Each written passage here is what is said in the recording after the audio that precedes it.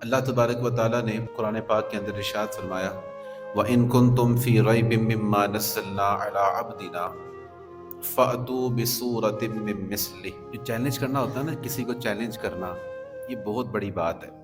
कोई आम बंदा किसी को चैलेंज कर सकता नहीं। जो चैलेंज करता है इसका मतलब कोई तो बात है ना उसमें। तो चैलेंज करना ये इतना आसान काम नहीं होता, और फिर जो चैलेंज किया जा रहा होता है वो काम भी बड़ा अहम होता है। तो आप अब इस बात का हिसाब लगाएं कि जिसका रब चैलेंज फरमा रहा हो, जिस चीज का रब रब हो के चैलेंज फरमा रहा हो, तो फिर उस चीज की शान क्या होगी। अल्लाह करीम ने कुरान पाक में चैलेंज दिया काफिरों को, फरमाया व इन कुंतुम फी रैबिम मिम्मा नज़्ज़लना अला अब्दिना फ़अतू बिसूरतिम मिन मिस्लिह।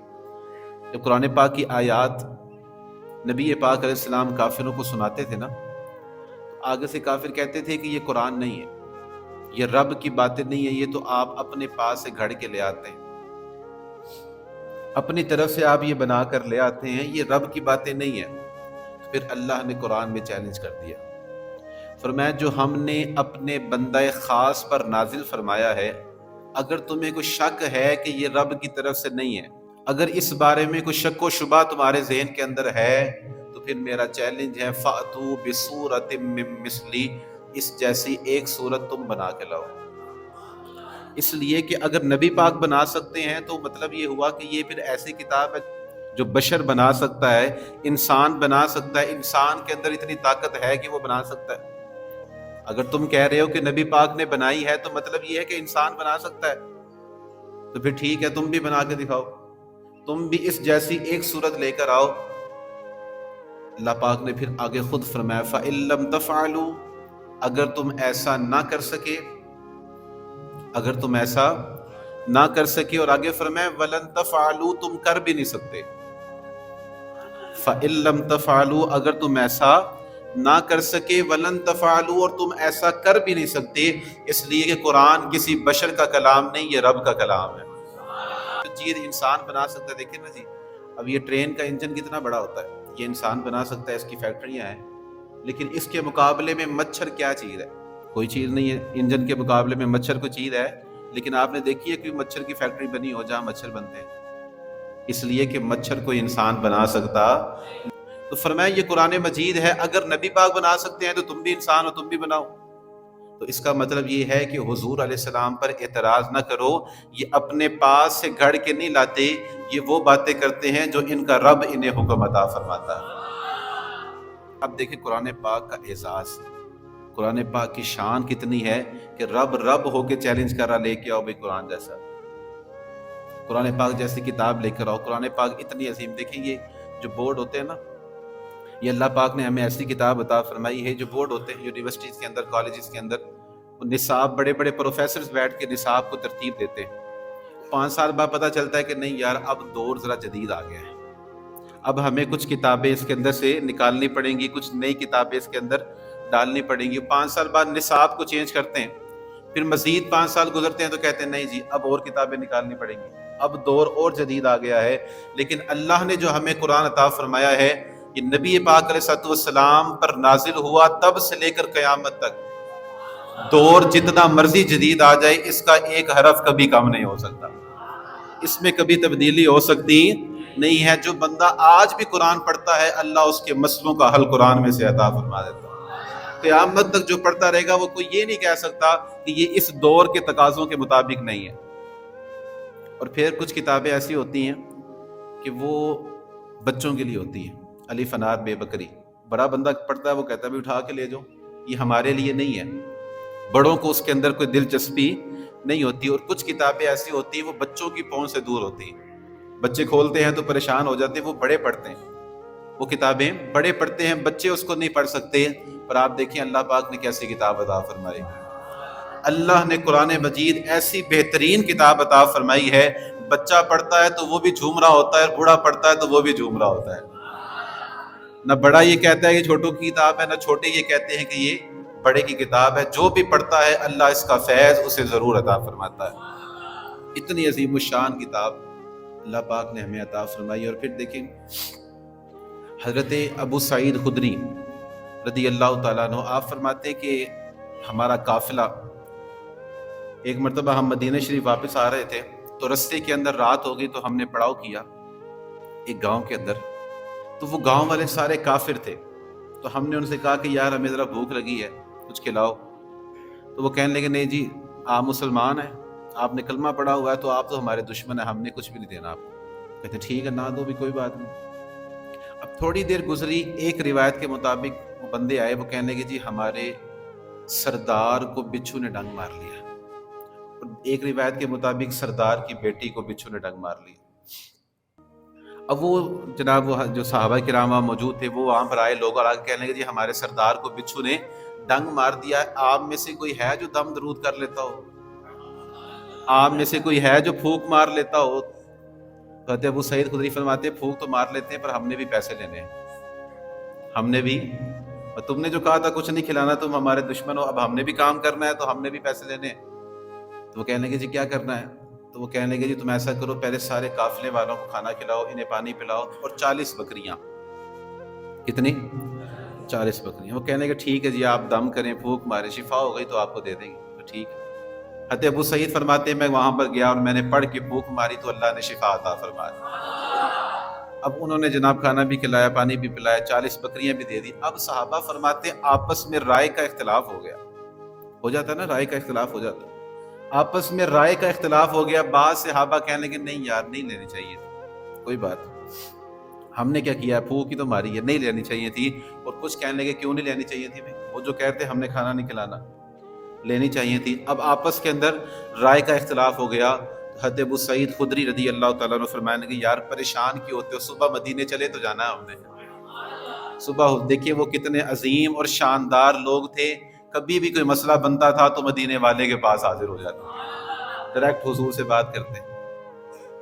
وہ کہنے کہ صبح مدینے چلے جائیں گے، حضور سے پوچھیں گے، اگر حضور نے فرما دیا کہ لینے چاہیے تھے تو ٹھیک ہے رکھ لیں گے، اور اگر حضور نے فرمایا کہ نہیں لینے چاہیے تھے تو بکریاں واپس کر دیں گے، جو کھانا کھایا ہے اس کے پیسے دے جائیں گے. اب یہ صبح سارا قافلہ مدینہ شریف پہنچا، جا کر حضور علیہ الصلوۃ والسلام کو یہ ساری بات انہوں نے بتائی کہ یا رسول اللہ اس طرح سے ہم نے دم کیا تھا اور یہ چیزیں ہم لے کر آئے. تو حضور علیہ الصلوۃ والسلام نے بات تو سنی. حضور علیہ السلام نے ابو سعید خدری کو بلایا. حضور فرمانے کہ ابو سعید چل وہ بات ساری تیری ٹھیک ہے، لینی چاہیے تھی کہ نہیں لینی چاہیے تھی، پر یہ بتا پڑا کیا تھا. وہ کہنے کہ یا رسول اللہ پڑھنا کیا تھا؟ وہ ایک مرتبہ آپ نے خود ہی بتایا تھا کہ اللہ نے سورہ فاتحہ میں ہر مرض سے شفا رکھی ہوئی ہے. وہ آپ نے ایک مرتبہ بتایا تھا تو وہ میرے ذہن میں تھی بات کہ سورہ فاتحہ میں اللہ نے ہر مرض سے، موت کے علاوہ ہر مرض سے شفا رکھی ہوئی ہے. بس یا رسول اللہ آپ نے بتایا تھا تو میں نے دم کر دیا، میں نے سورہ فاتحہ پڑھ کے پھونک ماری تو اللہ نے شفا عطا فرما دی. حضور علیہ السلام فرمانے کہ اچھا یہ بتاؤ یہ دم سکھایا کس نے، یہ تمہیں بتایا کس نے تھا، دم سکھایا کس نے ہے؟ تو صحابہ کہنے کہ یا رسول اللہ آپ نے سکھایا تھا. تو حضور فرمانے کہ ٹھیک ہے 20 بکریاں تم رکھ لو، 20 مجھے دے دو. پھر سکھانے والے کا بھی تو حصہ ہوتا ہے نا بیچ میں. اب حضور علیہ الصلوۃ والسلام نے بھی یہاں پر ہمیں کیا سکھایا، صحابہ نے کیا سکھایا کہ اللہ پاک نے قرآن پاک میں شفا رکھی ہوئی ہے. اب دیکھیں سورہ فاتحہ کون سی سورت ہے؟ پہلی. کون سی سورت ہے؟ تو آپ دیکھیں پہلی سورت کے اندر موت کے علاوہ ہر مرض کی شفا موجود ہے. موت کے علاوہ اللہ پاک نے ہر مرض کے اندر شفا پہلی سورت میں رکھی ہوئی ہے، تو پھر آگے پورے قرآن کا عالم کیا ہوگا. پھر خود اللہ پاک قرآن مجید میں فرماتا ہے وَنُنَزِّلُ مِنَ الْقُرْآنِ مَا هُوَ شِفَاءٌ وَرَحْمَةٌ لِّلْمُؤْمِنِينَ. فرمایا کالی کتاب نہ سمجھنا اس کو، خالی سے کتاب نہ سمجھنا، اس میں نے مومنوں کے لیے شفا بھی رکھی ہوئی ہے اور اسے رحمت بنا کر میں نے بھیجا ہے. صرف کتاب نہ سمجھنا اس کو. مسئلہ یہ ہے ہمیں نا، جس طرح ہمیں پیناڈول کے اوپر یقین ہے نا جی، وہ کھائیں گے تو ٹھیک ہو جائیں. تھوڑا سا مسئلہ بنتا ہے لوگ کہتے ہیں پیناڈول کھا لو ٹھیک ہو جاؤ، وہ ایسے ہی ہوتا ہے. وہ تھوڑا سا بخار ہوتا ہے، وہ کھانسی نظرہ وغیرہ لگتا ہے تو 2 پیناڈول کی گولیاں کھاتے ہیں تو ٹھیک ہو جاتے ہیں. وجہ کیا ہے کہ ہمیں ذرا یقین ہے، ہمارا ذرا اعتماد بنا ہوا ہے، ہمارے ذہن کے اندر بات بیٹھی ہوئی ہے کہ اگر ہم 2 پیناڈول کھا لیں گے تو ٹھیک. یقین مانے اگر یہی والا ہمارا توکل اور یہی یقین ہمارا قرآن پاک پہ بن جائے، ہم کہیں جی ہمیں آپ سورہ فاتحہ پڑھ کے پھونک مارے اللہ نے شفا دے دینی ہے، تو پھر مل جائے گی شفا.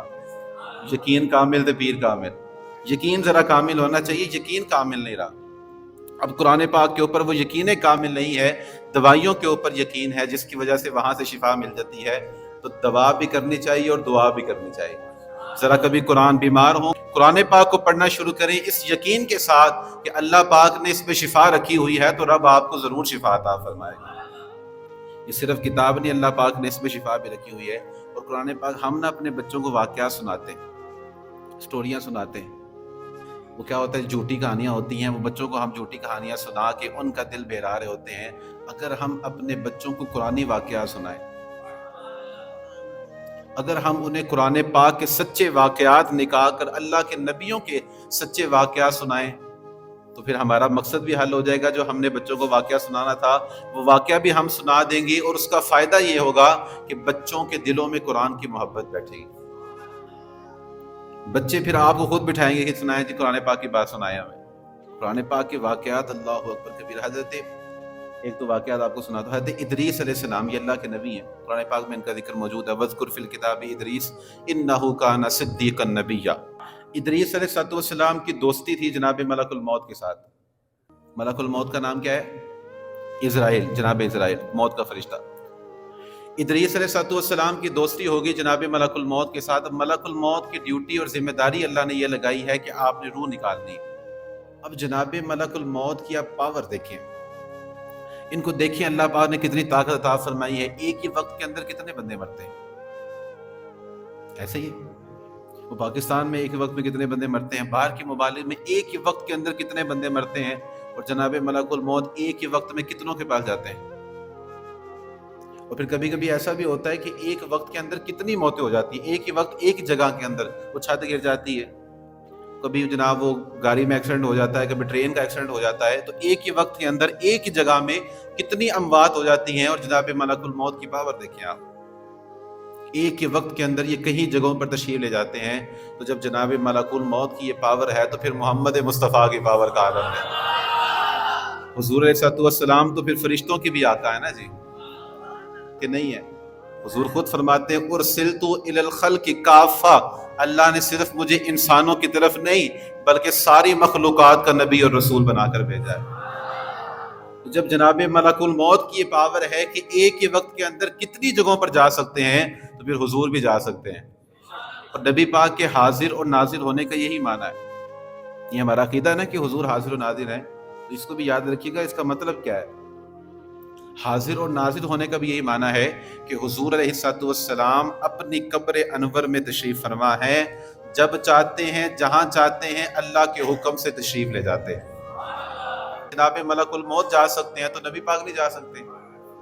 اب جناب ملک الموت علیہ السلام، ان کی دوستی ہے ادریس علیہ السلام سے، تو جناب ادریس دوست ہوتے ہیں نا بھیا، جناب ادریس نے ان سے کہا یار تو میرا دوست ہے، تو میں ذرا چاہتا ہوں کہ مجھے دکھا تو کیسے روح نکالتا ہے، میں ذرا یہ والا مزہ لینا چاہتا ہوں، تو میری روح نکال ذرا، اور پھر 5 منٹ کے بعد دوبارہ ڈال دیں۔ دوست ہے نا جی آپس میں۔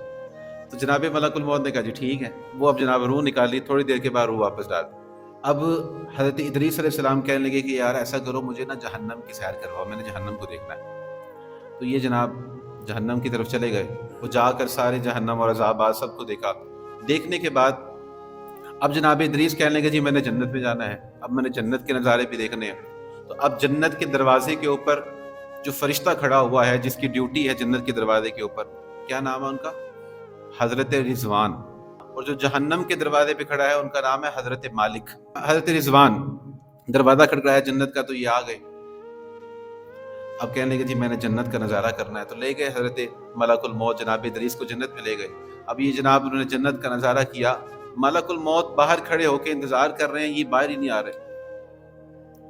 جناب ادریس باہر نہیں آ رہے، کافی وقت گزر گیا، آواز لگائی جناب آ جائیں باہر، تو کہنے لگے نہیں آنا۔ اب میں نے جنت سے باہر جی کیوں نہیں آنا؟ انہوں نے کہا اس لیے کہ جنت میں آنے کے لیے 2 شرطیں ہیں، وہ پوری ہو گئیں۔ پہلی شرط یہ ہے کہ مرنا پڑتا ہے، کل نفس ذائقۃ الموت، ہر جاندار نے موت کا ذائقہ، اس کے بغیر تو جنت میں نہیں جا سکتے۔ تو کہنے لگے تو نے میری روح نکالی نہیں تھی؟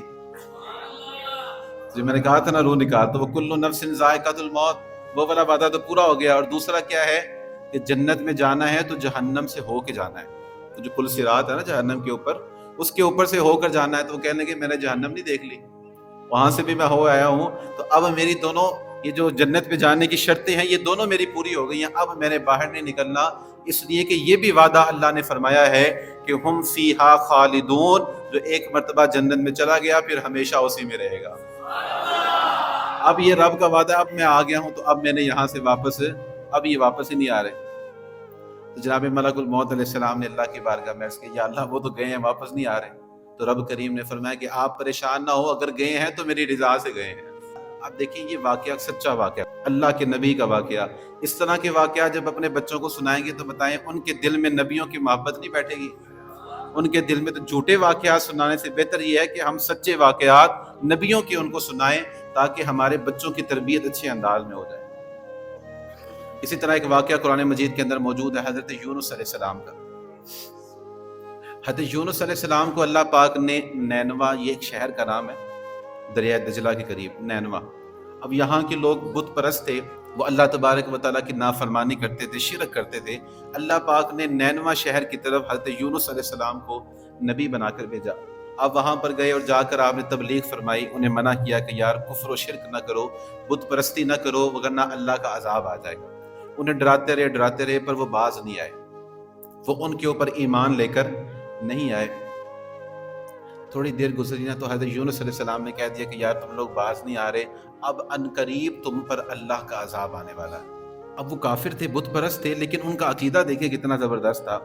انہوں نے آپس میں یہ مشورہ کیا، وہ کہنے لگے یار بات یہ ہے کہ اگر یونس علیہ السلام ہمارے اندر موجود رہیں گے تب تک تو عذاب نہیں آنا، جب تک یہ ہمارے شہر میں رہیں گے تب تک عذاب نہیں آئے گا، جس رات یہ ہمارے شہر سے نکل گئے نا سمجھو عذاب آ جانا۔ یہ کافروں کا عقیدہ ہے کہ نبی جب تک اپنی قوم کے اندر موجود رہے تب تک عذاب آ سکتا نہیں ہے، جب وہ جائیں گے تو عذاب آ جائے گا۔ تو جو امت مصطفیٰ پہ کرم ہو رہا ہے یہ حضور کے صدقے سے کرم ہو رہا ہے۔ اللہ نے قرآن میں کہا وَمَا كَانَ اللَّهُ لِيُعَذِّبَهُمْ وَأَنْتَ فِيهِمْ، اللہ کی یہ شان نہیں ہے کہ آپ ان کے درمیان موجود ہیں اور اللہ ان پہ عذاب دے دے، اللہ کی یہ شان نہیں ہے۔ آج بھی اگر امت مصطفیٰ بڑے حادثے سے محفوظ ہے، بڑے عذاب سے محفوظ ہے، تو یہ امت مصطفیٰ کا کمال نہیں ہے، یہ مدینے والے کا کمال ہے۔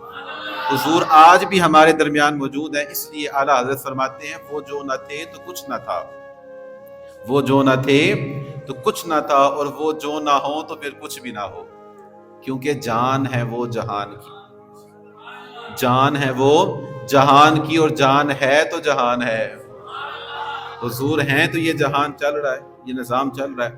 اب وہ کافروں نے یہ آپس میں مشورہ کیا، وہ کہنے لگے جب تک جناب یونس علیہ السلام یہاں پر موجود ہیں عذاب آ سکتا، جب یہ گئے تو عذاب آ جائے گا۔ ایک رات جناب یونس چلے گئے، انہوں نے کہا لو جی اب عذاب آ جائے گا، اور وہی ہوا۔ جیسے ہی جناب یونس علیہ السلام تشریف لے کر گئے، تھوڑی دیر کے بعد کالی کالی بدلیاں بھی آ گئیں، تیز آندھی چلنا شروع ہو گئی، عذاب کے آثار نمودار ہونا شروع ہو گئے۔ اب انہوں نے کیا کیا، یہ اپنے گھروں میں گئے، جا کر پھٹے پرانے کپڑے پہن لیے، اپنی بیویوں کو بھی، بچوں کو بھی، جانوروں کو بھی لے کر یہ ایک بہت بڑے میدان کے اندر اکٹھے ہو گئے۔ وہاں آ کر جو ایک دوسرے پر ظلم کیا تھا معافی مانگنے لگے، جو ایک دوسرے کے ساتھ زیادتی کی تھی معافی مانگنے لگے، اور پھر سارے اللہ کی بارگاہ میں گر گئے، جھک گئے کہ یا اللہ اب معاف کر دیں، آئندہ شرک نہیں کریں گے۔ حالانکہ اصول یہ ہے کہ عذاب کے آثار نظر آنے کے بعد اب جو بندہ توبہ کرے گا اس کی توبہ قبول نہیں ہے۔ یہ کرم اللہ پاک نے حضرت یونس علیہ السلام کی قوم پر فرمایا کہ جناب عذاب کے آثار سارے آ گئے، عذاب کے آثار نمودار ہونا شروع ہو گئے، لیکن وہ سارے اللہ کی بارگاہ میں جھک گئے، گڑ گرانے لگے اللہ کی بارگاہ میں، تو اللہ نے آئے ہوئے عذاب کو واپس بھیج دیا۔ اب دیکھیے یہاں سے آپ حساب لگائیں کہ ہمارا رب کتنا کریم ہے، وہ کتنا رحیم ہے۔ کافروں کے اوپر عذاب آیا، بت پرستوں کے اوپر عذاب آیا، لیکن وہ جھک گئے، وہ اللہ پاک کی بارگاہ میں جھک گئے، توبہ اور استغفار کرنے لگے، تو ان کا عذاب اللہ نے دور فرما دیا۔ تو ہم بت پرست تو نہیں، ہم تو مسلمان ہیں، ہم نے تو اس کا بھی کلمہ پڑھا ہے، اس کے نبی کا بھی کلمہ پڑھا ہوا ہے۔ جب ہم اس کی بارگاہ میں جھکیں گے، توبہ اور استغفار کریں گے، تو پھر سوچیں اللہ ہمیں کتنی رحمت برکت عطا فرمائے گا۔ وہ بت پرست جھک گئے تو اللہ پاک نے آئے ہوئے عذاب کو واپس بھیج دیا۔ جناب یونس علیہ السلام وہ جب دوبارہ اپنے شہر کے اندر داخل ہوئے تو دیکھا تو عذاب تو آیا نہیں تھا۔ اب آپ کے دل میں یہ بات آئی کہ یار یہ تو مجھے جھوٹا کہیں گے، میں تو کہہ کے گیا تھا کہ عذاب آئے گا، اب یہ مجھے جھوٹا کہیں گے۔ اس ڈر سے آپ قوم کے پاس نہیں گئے، بلکہ آپ کسی اور میں شہر میں جانے کے لیے آپ نے کشتی کا سفر کیا۔ اب قدرت خدا کے دیکھیں، کشتی درمیان میں جا کے رک گئی، سمندر کے درمیان میں جا کے کشتی رک گئی۔ اب وہاں کے لوگوں کا گمان یہ تھا کہ اگر کشتی درمیان میں رک جائے تو مطلب یہ ہوتا ہے کہ کشتی کے اندر کوئی بھاگا ہوا غلام بیٹھا ہوا ہے، یہ ان کا ذہن تھا۔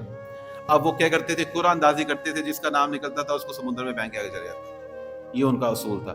اب وہ کشتی جناب درمیان میں رک گئی، اب انہوں نے قرآن اندازی کی کون ہے یہاں پر بھاگا ہوا غلام، اور دیکھیں قرآن میں نام بھی حضرت یونس کا نکلا۔ اللہ اکبر کبیر۔ یہ ہم اپنی آزمائشوں پہ روتے ہیں جی یہ آگئی، یہ آزمائش پڑ گئی، اب دیکھیں اللہ کے نبیوں پہ کیسی آزمائشیں آئی۔ اللہ، حضرت یونس علیہ السلام کا نام نکلایا، انہوں نے کہا لو جی یہ بھاگا ہوا غلام ہے، انہوں نے جناب حضرت یونس علیہ السلام کو سمندر میں پھینک دیا، یہ آزمائش آئی۔ اس کے بعد دوسری آزمائش یہ ہے کہ ایک بہت بڑی مچھلی جناب یونس علیہ السلام کو نگل گئی۔ اب آپ بتائیے چھوٹی آزمائشیں ہیں، ان آزمائشوں کے آگے ہماری آزمائشیں ہیں کچھ؟ اتنی بڑی آزمائشیں، اللہ کے نبی مچھلی نے نگل لیا آپ کو، لیکن پھر دیکھیں اللہ کے جو نیک بندے ہوتے ہیں نا وہ ہر حال میں اللہ سے راضی رہتے ہیں، وہ کبھی بھی شکوہ و شکایات، زبان پر شکوہ و شکایات لایا نہیں کرتے، اور نبی کے چاہنے والے وہ غم سے گھبرایا نہیں کرتے، وہ غم سے گھبرایا۔ حضرت یونس علیہ السلام، بہت بڑی مچھلی نے آپ کو نگل لیا، پھر بھی اللہ کی بارگاہ میں کوئی شکوہ نہیں، کوئی شکایت نہیں، یا اللہ میں تو نبی ہوں، یا اللہ میں تو تیرا نبی ہوں، تو نے مجھے نبی بنا کر بھیجا، منصب نبوت یا اللہ تو نے ہمیں عطا فرمایا، یہ کیا ہو رہا ہے میرے ساتھ؟ کوئی اس طرح کی بات نہیں کی، بلکہ قرآن کے کہتا ہے کہ جب وہ مچھلی میں گئے تو کیا کہنے لگے؟ لا الہ الا انت سبحانک انی کنت من الظالمین۔ یہ جو آیت کریمہ ہے جو ہم پڑھتے ہیں، لا الہ الا انت سبحانک انی کنت من الظالمین، اتنی بڑی آزمائش آ گئی، مچھلی کے پیٹ کے اندر ہے، وہاں جا کر بھی یہی کہتے ہیں اللہ تو بڑی شانوں والا ہے، وہاں جا کر بھی یہی پڑھ رہے ہیں لا الہ الا انت، اللہ تیرے سوا کوئی معبود نہیں، تو بڑی شانوں والا ہے، انی کنت من الظالمین، ظلم تو ہم نے کیا ہے، یہ اللہ کے نبی کہہ رہے ہیں انی کنت من الظالمین، ہم ظلم کرنے والوں میں سے ہیں، اللہ تو بڑی شانوں والا ہے۔ اب قدرت خدا کی دیکھیں، اب کنارے پر مچھلی نے آپ کو باہر نکال دیا، اب آپ کا جسم بہت زیادہ کمزور ہو گیا تھا، اللہ پاک نے وہاں پر کدو کی بیل اگائی، اور اس کے سائے میں یہ آرام کرتے رہے، وہاں سے یہ کھاتے پیتے رہے۔ کچھ عرصے کے بعد جب ان کا جسم توانا ہوا، ٹھیک ہوا، دوبارہ یہ اپنی قوم کی طرف گئے، اور قوم ساری ان کے اوپر ایمان بھی لے کر آئی، اور بعد میں یہ سارے اللہ کی عبادت کرتے رہے۔